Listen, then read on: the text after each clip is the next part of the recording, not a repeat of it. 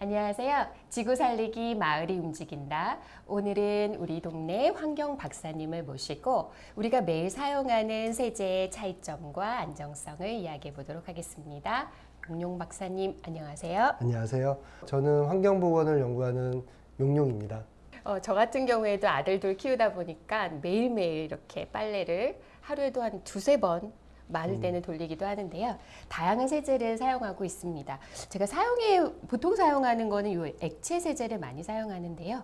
또 이렇게 파스처럼 생긴 거, 젤리처럼 생긴 것도 있는데 세제들을 한번 보면서 성분도 궁금하니까 이야기 나눠볼게요. 먼저 이렇게 젤리처럼 생겨서 좀 먹고 싶네요. 네, 성분은 뭐고 이런 세제는 어떻게 안전하게 사용하면 좋은지 박사님 말씀 좀 부탁드릴게요. 예, 사실 이 안에 성분은 네. 일반적인 액상 제품과 거의 유사하고 동일합니다. 다만 이 액체가 외부로 나오지 않도록 겉에 싸고 있잖아요. 이런 그쵸? 비닐 수지가 싸고 있는데 이 수지는 콜라겐 성분의 젤라틴 필름이나 아니면 전분 성분으로 있는 식물성 필름으로 주로 사용하게 되고요. 그런 성분들이 이제 물에 잘 녹는 수용성 수지이기 때문에 이런 제품을 세탁기 안에 넣었다 하더라도 뭐 건강상의 문제가 있거나 네. 또 옷감을 상하게 하지는 않는데 다만 충분히 물과 반응할 수 있는 시간과 물의 양이 필요할 것 같고요. 일반적인 사용 방법, 올바른 사용 방법에 따라서 사용을 하신다면 크게 문제는 없을 것 같습니다. 하지만 그런 사용 방법과는 달리 지금 말씀하셨던 것처럼 굉장히 젤리처럼 생기기도 했고 네. 이 제품은 약간 크기가 큰데 좀 작은 제품도 있고 사탕처럼 생긴 제품들도 있어요. 근데 그런 제품들을 어린이들이 잘못 알고 이걸 응용하는 그쵸. 그런 사례들이 간혹가다 발생하거든요. 그렇기 때문에 가급적이면 어린이들의 손이 닿지 않는 그런 곳에 보관하시는 것이 좋을 것 같습니다. 네. 안전상으로는 그렇게 몸에 유해한 성분은 없지만 꼭 이렇게 어린이들이 좀 조심할 수 있도록 그 부분은 좀 조심해야겠네요. 두 번째로 부직포처럼 생긴 세제 어떻게 올바르게 또 사용하면 좋고 신기해요. 이게 세탁이 된다는 게 어떤 성분으로 돼 있나요, 이거는? 이런 시트형 세제가 사실 사용량이라든지 이런 것들을 임의로 조절할 수 있기 때문에 많이 요즘 사용하시는데요.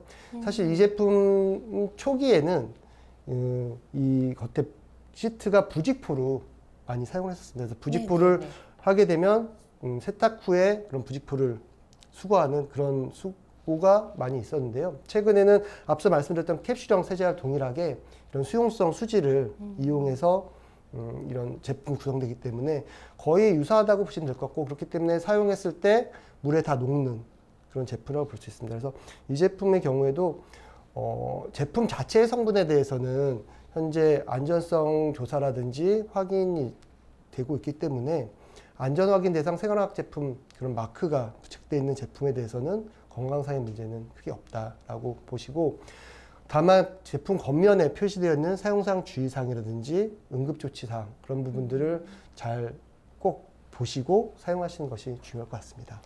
네, 그럼 박사님 말씀 들어보니까 이 세제의 성분들은 거의 유사한 거네요. 네, 그렇습니다.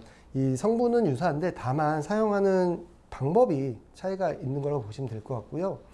근데 일반적으로 이제 찌든 때가 심하거나 아니면 굉장히 오염이 많이 된 섬유를 세탁할 때는 이런 세탁 세제들을 좀 과량을 사용하시는 경우가 있는 것 같아요. 예를 들면 이런 시트도 적정량은 한 장을 사용해야 되는데 네. 두 장을 사용한다거나 아니면 캡슐도 여러 개를 사용하는 경우가 있는데요. 네, 네. 사실 그렇다고 해서 세탁력이 강해지거나 하진 않고 오히려 그 세탁을 했을 때 이 잔유물이 남아서 세탁물에 좀 오염이 될 가능성도 있고, 특히나 이런 잔류물이 하수를 통해서 생태계에 내려가게 되면 환경을 오염시키는 그런 결과를 초래할 수 있습니다. 그렇기 때문에 반드시 제품 겉면에 표시되어 있는 그 적정량을 사용하시는 것이 품질이라든지 세탁 효과면에서도 더욱 좋을 거라고 생각됩니다.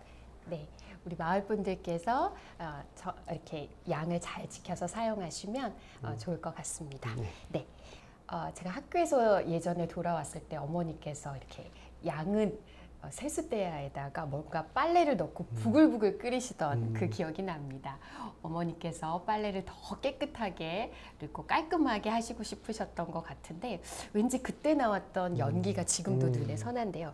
박사님 이렇게 좀 오염 물질이 좀 많아서 이렇게 세제 좀 넣고 팔팔 끓이면 효과도 좋고 이렇게 괜찮지 않을까요? 예, 그런 제품들이 이제 과탄산소다가 대표적인 제품 같은데, 과탄산소다를 그 원료로 하는 그런 제품들이 이제 표백제라든지 살균제, 세탁세제로 많이 사용이 되는데요. 이런 제품들은 이 과탄산소다가 물하고 만났을 때 과산화수소라는 물질을 생성되게 됩니다. 이 과산화수소의 살균 표백 기능으로서 사용이 되는데, 사실 과산화수소는 상온에 물속에서는 빠르게 산소와 물로 분해가 되기 때문에 건강상에는 문제가 되지 않아요. 다만 고온으로 이제 끓였을 때는 즉각적으로 순간적으로 이 과산화수소가 다량으로 발생할 수 있기 때문에 만약에 고농도의 과산화수소를 흡입했을 경우에는 호흡기에 영향을 줄 수가 있고요. 굉장히 그 심각한 경우에는 호흡 부전으로 인한 사망까지 이르게 할 수 있거든요. 그래서 그렇기 때문에 이 섬유의 뭐 오를 굉장히 느슨하게 한다거나 아니면 표백 효과를 올리기 위해서 가열하거나 고온의 물을 사용하는 경우도 있는데, 가급적이면 이런 경우는 이제 환기를 해서 과산화수소를 외부로 희석을 시킨다든지 그런 행동이 그런 습관이, 그런 행태가 중요하다고 생각이 들고요. 근데 가능하시면 이제 그런 고온이라든지 끓여서 사용하는 방식은 자제를 하는 것이 좋을 것 같습니다. 네, 환기가 굉장히 중요한 네, 거네요. 맞습니다. 네.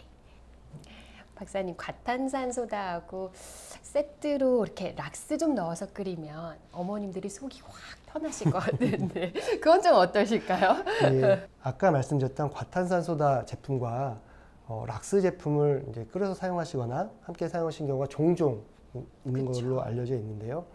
근데 우선 이 락스 제품은 그 주성분이 차염수산 나트륨이라는 물질이고요. 이 차염수 나트륨은 수용액상에서 비교적 안정적인 차염수산 이온이 발생해서 이 이온이 반응성이라든지 산화력에 의해서 살균 표백 기능을 하는 거거든요. 근데 이런 그 제품에 열을 가하게 되면 흡입 독성이 강한 염소가스가 발생하게 됩니다. 그 문헌적으로는 이런 차염수 나트륨에서 한 60도에서 100도 이상으로 끓였을 경우에 염소가스가 발생하는 걸로 알려져 있는데요. 이런 염소가스를 흡입하게 될 경우에는 굉장히 인체에 심각한 영향을 미칠 수가 있고요. 그렇기 때문에 락스 제품의 겉면에 보시면 그런 문구를 보실 수 있을 것 같아요. 직사광선을 피하고 서늘한 곳에 보관하세요. 이거는 어떤 열에 의해서 이런 염소 가스를 발생한 것을 방지하기 위한 방법으로 사용이 되는 거고요. 그렇기 때문에 이 락스 제품을 일단은 끓여서 사용하는 것은 자제하셔야 된다. 그리고 말씀하셨던 것처럼 과탄산소다라든지 그 밖에 세정제 아니면 살균제, 표백제를 이 락스 제품과 섞어서 혼합해서 사용하시는 경우들이 있어요. 네네. 왜냐하면 락스는 일단 표백이라든지 살균은 되지만 세정 효과가 떨어지는 게 아닌가? 그래서 그런 제품들 같이 많이 섞어서 쓰시잖아요. 근데 이런 제품들을 성분이 다르기 때문에 같이 혼합해서 쓰시게 되면 화학적 반응이 발생해서 또 우리가 알지 못하는 독성 작용이 일어날 수 있고요. 그렇기 때문에 인체에 굉장히 위험한 상황을 초래할 수 있는 것으로 지금 알려져 있고, 네네. 또 사실 이렇게 섞어 사용했을 때 소독 살균 기능이 또 현재 그 감소되는 그런 오히려? 연구도 맞습니다. 네네. 그래서 그런 경우들이 있기 때문에 이런 제품을 각각 사용하시고 정량을 사용하셔야 된다. 그리고 앞서 말씀드렸던 것처럼 락스는 가열해서 끓여서 사용하시는 것은 자제하셔야 된다라고 네. 말씀드릴 수 있을 것 같습니다. 네. 오늘은 우리 동네 용용 박사님을 모시고 올바른 세제 사용법과 그 성분까지 한번 알아봤습니다. 연구원 복장까지 좀 빌려서 입었는데 참 보람 있는 시간이었던 것 같습니다. 다음 편은 어떤 거 또 이야기해 주실 건가요? 다음 시간에는 좀 더 우리 일상생활에서 많이 볼 수 있는 생활화학 제품에 대해서 어떻게 사용한 것이 본인 건강에 또 우리 환경에 나쁜 영향을 미치지 않고 제대로 사용할 수 있는지에 대해서 같이 생각해보는 그런 시간을 가져봤으면 좋겠습니다. 네, 여러분 다음 편도 기대해 주세요.